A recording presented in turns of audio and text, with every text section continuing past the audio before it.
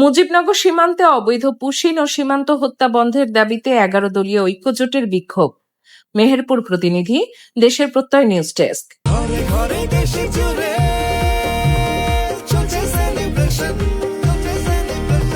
Fridge একটাই Walton, fridge একটাই Walton, fridge একটাই ওয়ালটন, ফ্রিজ একটাই ওয়ালটন। এভাবেই কোটি কোটি মানুষের ঘরে দেশ জুড়ে ফ্রিজ একটাই ওয়ালটন। মেহেরপুরের মুজিবনগর সীমান্তে অবৈধ পুশিন এবং বাংলাদেশি নাগরিকদের সীমান্ত হত্যার প্রতিবাদে বিক্ষোভ মিছিল ও সমাবেশ করেছে 11 দলীয় ঐক্যজোট। শুক্রবার 12 জুন বিকেল 5টায় মুজিবনগর উপজেলা পরিষদ চত্বর থেকে একটি বিক্ষোভ মিছিল বের করা হয়। মিছিলটি উপজেলার বিভিন্ন সড়ক প্রদক্ষিণ করে সীমান্তের 105 নম্বর পিলার সংলগ্ন স্বাধীনতা সড়কে গিয়ে শেষ হয়। পরে সেখান থেকে সংক্ষিপ্ত সমাবেশ অনুষ্ঠিত হয়। সমাবেশে বক্তব্য দেন জেলা জামায়াতে ইসলামীর নায়েবে আমির মাহবুবুল আলম, সেক্রেটারি জেনারেল ইকবাল হোসেন, রাজনৈতিক সেক্রেটারি কাজী রুহুল আমিন এবং এনসিপির জেলা যুগ্ম আহ্বায়ক আরিফ খান।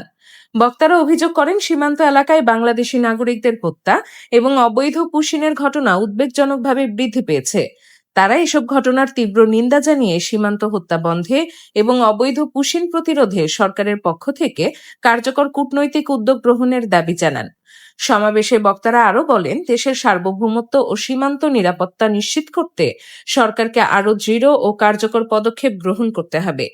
একই সঙ্গে সীমান্ত এলাকায় ব্যবসাকারী মানুষের নিরাপত্তা নিশ্চিত করার আহ্বান জানান তারা।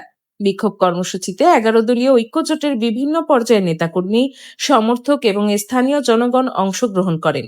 সমাবেশ শেষে শান্তিপূর্ণভাবে কর্মসূচি সমাপ্ত হয়।